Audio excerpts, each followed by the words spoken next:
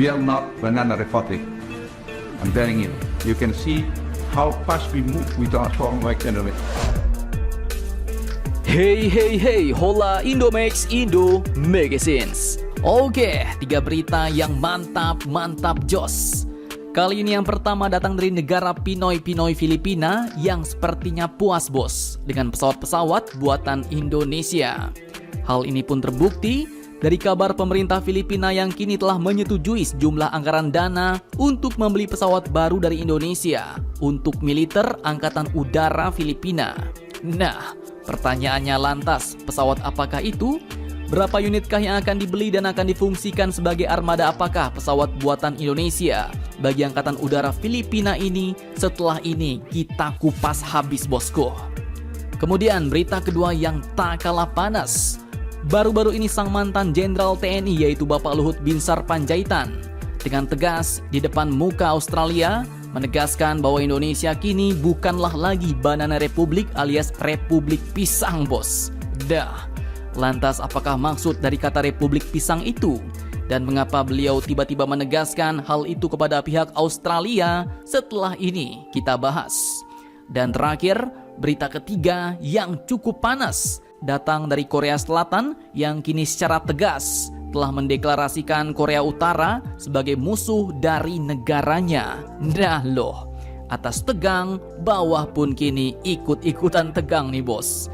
Lantas mengapa kini tiba-tiba Korea Selatan mendeklarasikan Korea Utara sebagai musuhnya? Penasaran beritanya? Cus, tanpa banyak bacor, mari kita bahas berita lengkapnya satu persatu bosku. Oke, berita pertama datang dari negara Pinoy Filipina untuk Indonesia. Seperti yang kita ketahui, negara tetangga Filipina ini pun merupakan salah satu negara pelanggan alutsista buatan Indonesia bos. Di mana sebelumnya mereka telah membeli kapal perang LPD buatan PT PAL Indonesia dan juga pesawat NC-212I buatan PT Dirgantara Indonesia. Dan Filipina pun sepertinya benar-benar puas dengan produk-produk buatan Indonesia. Hal ini pun terbukti dari Filipina yang kabarnya lagi-lagi akan memborong pesawat buatan Indonesia bos. Admin kutip dari sumber-sumber berita berikut. Pemerintah Filipina pun kini kabarnya juga telah menyetujui pengeluaran anggaran militer baru untuk membeli pesawat lagi dari Indonesia. Anggaran yang disetujui ini pun tak main-main jumlahnya bos, yaitu mencapai 634 juta peso dan ini pun masih sebagai dana awal atau mungkin uang muka untuk memborong 6 unit pesawat buatan Indonesia. Dan pesawat itu pun merupakan pesawat NC-212I Aviokar buatan PT Dirgantara Indonesia. Nah, anggaran yang dirilis ini pun baru 15%-nya bos. Dari total anggaran yang disetujui untuk kontrak yang berjumlah lebih dari 4 miliar peso atau sekitar lebih dari 1,1 triliun rupiah. Bukan kaleng-kaleng. Pesawat yang akan dibelikan pemerintah Filipina untuk angkatan udaranya ini pun kabarnya akan digunakan sebagai pengganti pesawat tua N-22 Nomad yang telah digunakan Angkatan Udara Filipina selama beberapa dekade dan pesawat Britain Norman Islander yang sudah pensiun dan pernah digunakan Angkatan Laut dan Penjaga Pantai Filipina. Di mana nantinya armada pesawat baru NC-212I buatan Indonesia ini pun dapat digunakan sebagai pesawat angkut, pesawat patroli, dan juga pesawat logistik untuk mengirimkan pasokan dalam pertempuran dan tujuan HADR, yaitu High Availability Disaster Recovery. Mantap jos. Oke, kemudian berita kedua yang tak kalah mantap datang dari opung kita yaitu Jenderal Purnawirawan TNI Luhut Binsar Panjaitan yang sekarang menjabat sebagai Menko Marves. Admin kutip dari banyak sumber berita berikut dan juga Instagramnya langsung Bapak Luhut bos. Terungkaplah bahwa ternyata baru-baru ini beliau telah menegaskan sesuatu yang sangat mantap tentang Indonesia kepada pihak Australia. Dalam keterangan unggahan akun Instagramnya pada Minggu 19 Februari 2023 kemarin, saat bertemu dengan beberapa profesor dan peneliti di Australia National University baru-baru ini, beliau pun menegaskan bahwa we are not Banana Republic. Indonesia sudah jauh lebih berkembang daripada yang Anda tahu sebelumnya.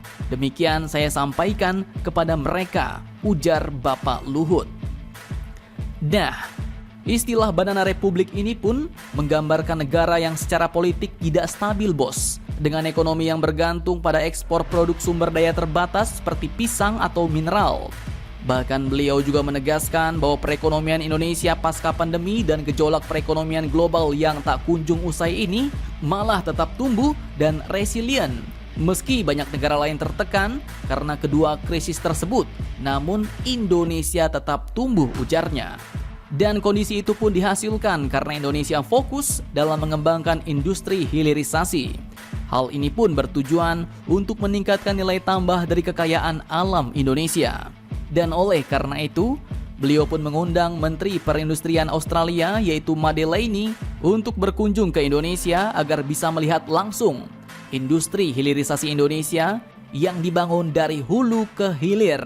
Nah, mantap jos nih bos.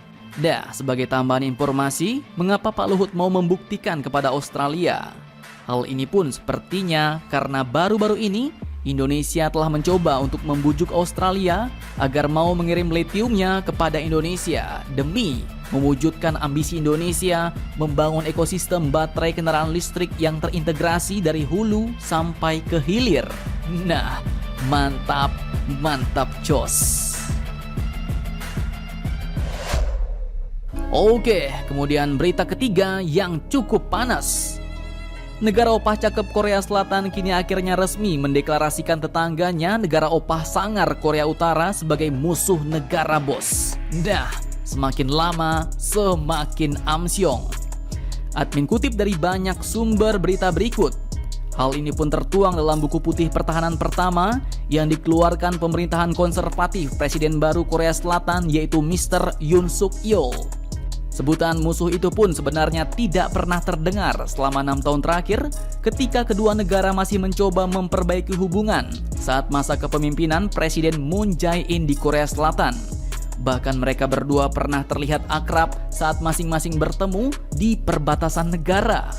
Namun pada Kamis 16 Februari 2023 kemarin, Kementerian Pertahanan Korea Selatan pun mengatakan bahwa keputusan deklarasi musuh ini dilakukan pemerintahan Yoon karena Korea Utara memiliki kemajuan berkelanjutan dalam kemampuan nuklir dan kerap melakukan provokasi militer secara terus-menerus terhadap negaranya, negara Korea Selatan.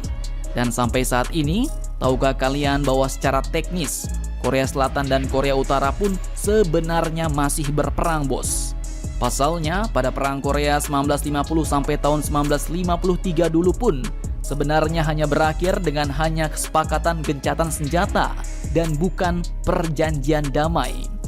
Berbagai upaya diplomasi pun sudah dilakukan dengan mediasi dari Amerika Serikat, tetapi terhenti karena pemimpin Korea Utara yaitu Kim Jong-un tidak mau menghentikan program pengembangan persenjataan dan nuklirnya.